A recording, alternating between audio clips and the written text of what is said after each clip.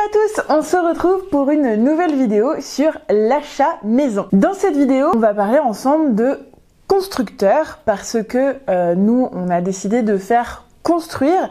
Si vous voulez savoir pourquoi on fait plutôt construire que plutôt de l'existant, en fait, voilà, j'ai parlé de tous ces choix-là, de comment on en est arrivé là, des questions à se poser dans la vidéo précédente que je vous mets juste ici. Donc voilà, pour les questions à se poser, tout ça, vous pouvez aller voir cette vidéo. Mais aujourd'hui, j'ai plus m'attaquer à vraiment le choix du constructeur, comment choisir son constructeur, pourquoi nous, on a choisi le nôtre. Alors, avant de rentrer en détail dans tout ça, j'aimerais rappeler une chose, je ne suis absolument pas experte dans le domaine de l'immobilier, hein, c'est pas du tout, je ne prétends pas être experte, mais voilà, on est dans nos démarches et bah on s'est dit que ce serait, je ne parle pas de moi à la troisième personne, hein, je parle d'Antoine bien sûr, tous les deux, voilà, on s'est dit que ça pourrait être aussi intéressant que bah voilà, moi je vous partage au travers de cette chaîne aussi nos démarches parce que bah voilà les questions qu'on s'est posées, peut-être les freins aussi qu'on a eu, parce que bah, si vous aussi vous êtes dans cette démarche-là, peut-être que ça peut aussi vous aider, vous donner quelques idées en plus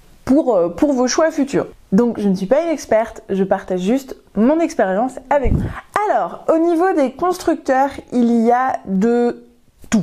C'est un marché avec, voilà, il y a beaucoup d'entreprises et c'est pas toujours évident de faire son choix. Une fois qu'on a pris la décision de faire construire, ok, c'est bien beau tout ça, mais maintenant je choisis qui? Je vais vous partager mes conseils pour choisir son constructeur. Alors ces conseils-là, j'en arrive par rapport à ma propre expérience, par rapport aussi aux expériences de proches qui ont eux aussi fait construire ou alors font construire actuellement.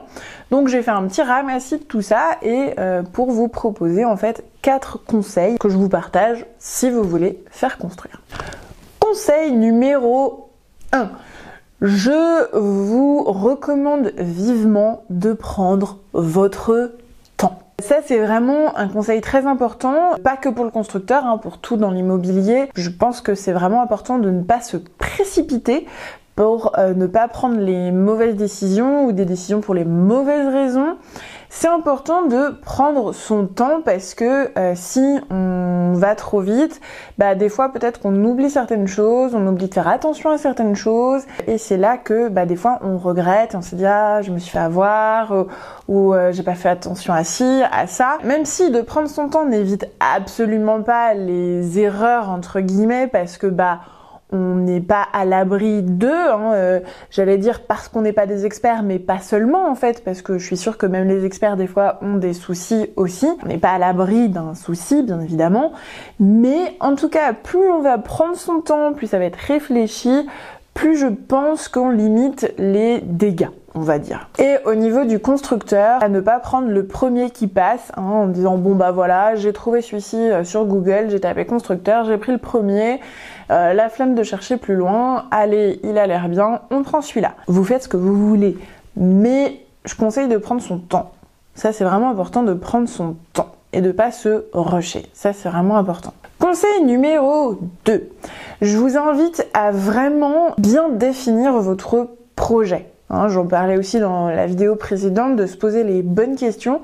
C'est important de bien définir son projet avant de signer avec un constructeur. C'est important de se poser la question du budget, hein, quel budget j'ai, parce que il va y avoir le prix du terrain et le prix de la construction de la maison. Il y a plein d'autres frais qui rentrent en compte dont on n'a pas forcément idée. Nous on a eu de la chance avec notre constructeur, ils nous ont présenté tous ces frais, mais je sais que certaines personnes ont eu des grosses surprises. En cours de construction, on leur a dit qu'il fallait rajouter 20 000 euros.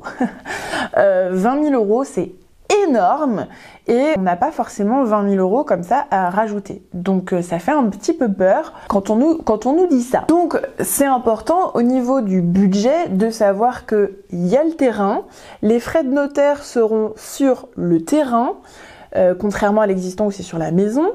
Il va falloir le budget pour la construction de la maison, mais il y a aussi tout ce qui est mise en route. Est-ce que le terrain est déjà viabilisé ou pas? Parce que ça rajoute des sous s'il n'est pas encore viabilisé. Il y a aussi des frais au niveau de déchets, des frais par rapport à la mairie. Enfin, il y a tout un bon petit pactole de frais, et ça je vous invite vraiment à aller poser les questions aux constructeurs, quels vont être tous les frais que je dois engendrer aussi, ça c'est important, pour pouvoir bien définir votre budget. Au niveau du budget également, il s'avère que lorsqu'on fait une construction, on a le droit à du taux 0, donc forcément au niveau des banques, vous n'allez pas pouvoir emprunter la même somme si vous avez choisi de l'existant, sans travaux, ou parce qu'on peut avoir du taux 0 s'il y a un certain pourcentage de travaux dans la maison qu'on achète, c'est pas que pour les constructions neuves. Et pour les constructions neuves, il y a du prêt à taux 0, donc forcément, on va pouvoir emprunter finalement un petit peu plus d'argent vu que le taux est plus bas. C'est important aussi de voir au niveau de l'emplacement, quel est notre projet au niveau de l'emplacement, parce que peut-être que le prix de la maison au niveau construction va être le même, que ce soit une maison construite au bord de la mer ou que ce soit une maison construite dans les terres, le prix de la construction de la maison sera peut-être le même. Par contre, ce qui va venir changer énormément, c'est le prix du terrain.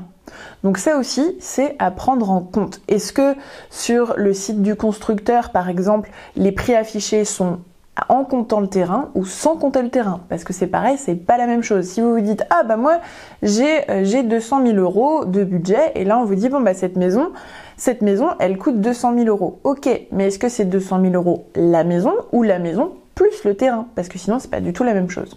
Est-ce que aussi, vous décidez de prendre un constructeur qui fait du sur-mesure, ou alors vous décidez de prendre un constructeur qui propose déjà des plans, tout en sachant que en général, les constructeurs qui proposent des plans vont être moins chers que du sur-mesure.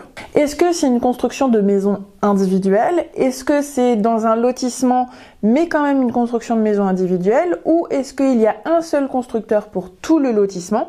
Attention à toutes ces petites choses-là, parce que construction individuelle, vous aurez peut-être plus de liberté, alors que attention aussi à voir les lois de lotissement, bien sûr, les règles du lotissement. Si vous avez un seul constructeur pour tout le lotissement, vous aurez moins de choix, bien sûr, parce que là, en général, on ne choisit pas le plan de sa maison, ce sont des plans déjà prédéfinis. En fait, ça va de plus de liberté à moins de liberté, mais après, ça dépend aussi au niveau des coûts, au niveau des règles de l'emplacement où on est, des lotissements, etc., etc. Est-ce que c'est du complètement clé en main, c'est-à-dire que vous arrivez, il n'y a plus rien à faire, ou alors est-ce que vous décidez de laisser certains travaux à charge, ou alors c'est aussi le constructeur qui vous dit nous c'est comme ça, c'est prévu comme ça, il y a ça et ça que nous on ne fait pas, et c'est à vous de le prévoir aussi dans le budget. On en revient toujours au budget. Donc voilà, le conseil numéro 2 est assez dense parce que il y a tous ces éléments là qui rentrent en compte pour définir son projet et qui forcément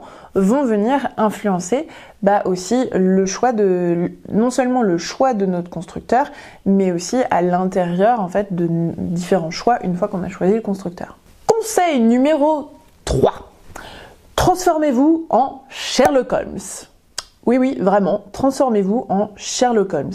Je vous ai dit, il y a de tout sur le marché de la construction. Et donc là, c'est à vous de vraiment vous transformer en inspecteur, en Barnaby, en Sherlock Holmes, en ce que vous voulez. Oui, mes références ne sont pas très récentes. Peut-être trop regarder des séries british avec ma mère, moi.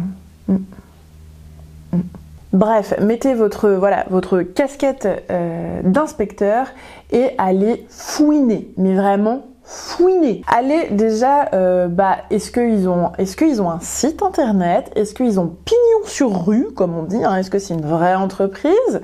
Toutes ces choses-là, c'est pour détecter les arnaques, notamment.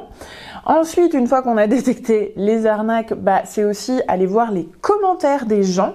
Il n'y a rien de tel que ce qu'on appelle la preuve sociale, donc ce que les gens ont fait comme retour. Et pour voir les commentaires, aller plus loin que juste sur le site internet. Parce que si je suis constructeur et que j'ai une belle façade de site internet, une belle vitrine sur internet, forcément ce que je vais afficher comme commentaires, c'est des commentaires positifs. Hein, je vais aller chercher tous les commentaires positifs, voire même peut-être il y en a qui ont créé. Hein. Oui, si c'est sur le site internet de la personne, il se peut que la personne ait créé les commentaires, c'est tout à fait possible. Mais en tout cas, même si ce sont des vrais commentaires, je vais, moi, en tant que vendeur, je vais pas me tirer une balle dans le pied en affichant les commentaires qui ont été mauvais. Je ne vais afficher que les bons. Donc effectivement, si je vais sur le site du constructeur, je vais me dire « Ah, il y a que des bons commentaires ». Oui, mais il va falloir aller plus loin dans sa fouille. Quels sont les commentaires déjà au niveau de la fiche Google ? Attention, ne vous arrêtez pas là non plus, parce que je peux aussi, moi, en tant que vendeur, dire moi je veux bloquer ces commentaires-là et on ne les voit pas. Donc, c'est pas encore une preuve complète.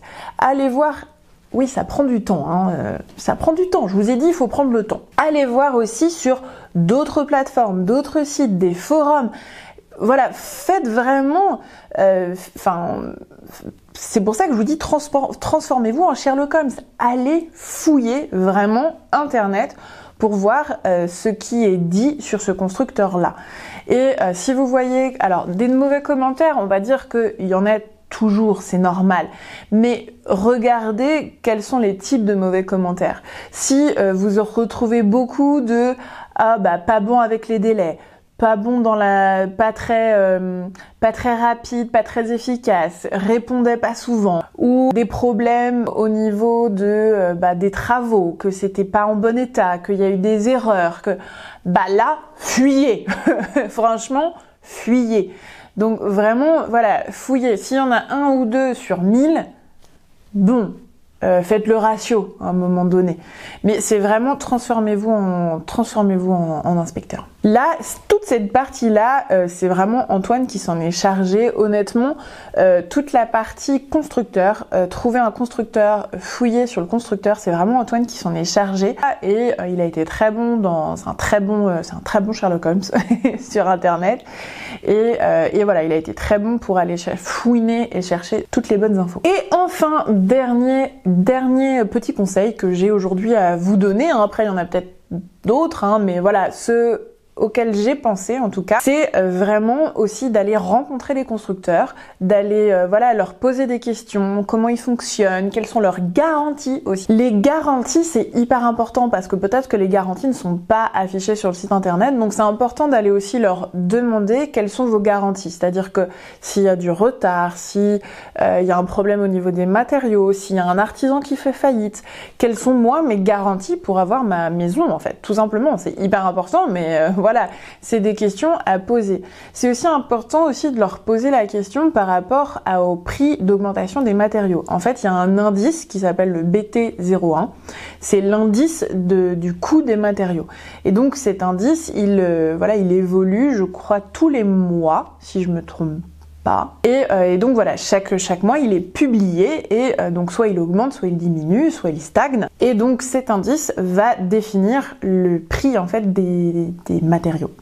Et donc à vous de demander aussi au constructeur comment il la gère en fait cette augmentation des matériaux. Est-ce qu'il bloque le montant à un certain niveau ou est-ce que tout le long de la construction en fait on sera influencé par le prix d'augmentation des matériaux, parce que ça aussi il y a des personnes qui se sont rendues à la fin de leur construction, en fait le constructeur a dit nous on a évalué ce que finalement ça nous a coûté avec l'augmentation des matériaux, et vous nous devez 10 000 € de plus.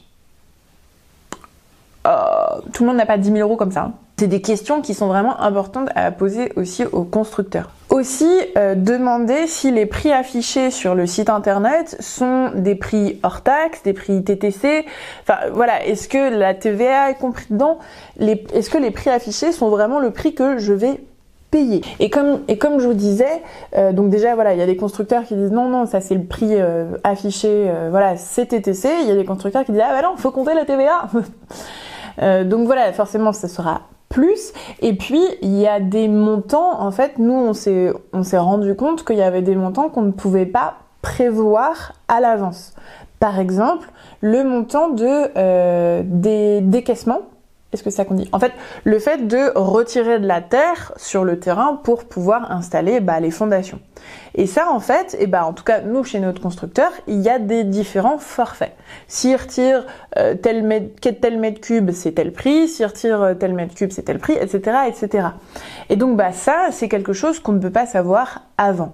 Donc, nous, on l'a su avant de signer le contrat de construction, bien évidemment, hein, attention, hein.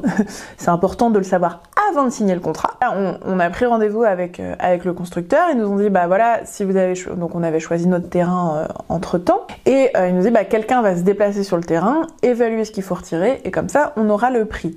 Donc, il y a énormément de choses, en fait, qui rentrent en compte, et c'est pour ça que mon premier conseil, c'était vraiment de prendre son temps, parce que, vous voyez, si on va se dépêcher et se précipiter, c'est vraiment aussi pas que des questions d'erreurs matérielles, mais aussi d'erreurs financières qui peuvent qui peuvent complètement nous mettre dans la mouise, en fait, hein, vraiment. Donc faut faire attention à ces petites choses là. Donc voilà pour tous mes conseils. Cette vidéo est un petit peu longue, mais en même temps je trouvais ça important de vous donner toutes ces infos là. Nous on a fini par partir avec Maison Alysia. Pour l'instant, donc la maison n'est pas encore la construction n'a même pas commencé, mais pour l'instant, peut-être, après je ferai une vidéo en disant « Ah non, mon Dieu, là là là !»